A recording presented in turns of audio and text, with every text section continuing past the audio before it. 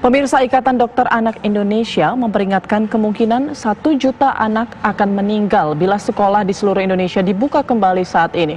Federasi Serikat Guru Indonesia menilai di zona hijau sekalipun pembukaan kembali sekolah berpotensi menjadi klaster baru COVID-19.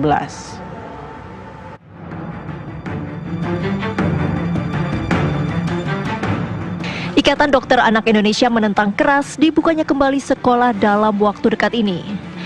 Menurut Ketua Umum Ikatan Dokter Anak Indonesia Dr. Aman B. Pulungan, sekolah paling cepat baru aman dibuka setelah 2020. Itu pun berlaku syarat dan ketentuan. Kita didiklah anak kita di rumah dulu. Paling tidak kita tunggu sampai 2020. Bersabarlah kita dulu. Sampai nanti pemeriksaannya cukup dan kami lihat nanti kurva anak yang meninggal juga menurun. Tiap minggu masih menaik nih kurva anak yang meninggal. Tiap minggu masih naik kurva anak yang positif. Yang PDP juga masih menaik sekarang. Ya kan?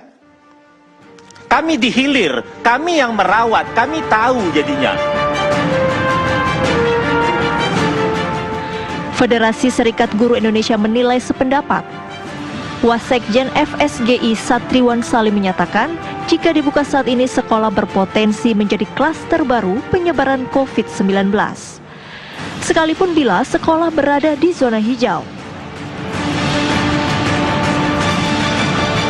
Sekolah itu satu hari bisa sampai 1.000 orang yang hadir kan di sekolah. Siswa kalau di SMP SMA itu bisa masing-masing sampai 700 siswa, 3 angkatan kan. Kemudian ada guru 50 sampai 60. Kemudian ada pegawai tenaga kependidikan, ada staf kantin dan seterusnya, bahkan ada orang tua yang mengantar. Ya kan, bahkan anggaplah di sekolah ada protokol kesehatan yang nanti kita bahas. Tetapi ketika dia pulang dengan menggunakan angkutan umum, kan tidak ada yang menjamin anak-anak kita atau guru akan steril kan dari penyebaran COVID ini. Atau yang kedua misalnya begini, sekolah dan wilayah di sekolah itu misalnya saya di Rawamangun gitu ya, Rawamangun, Pulau Gadung, anggaplah zona hijau misalnya gitu. Tetapi anak-anaknya yang bersekolah berasal dari daerah lain yang zonanya zona merah kan.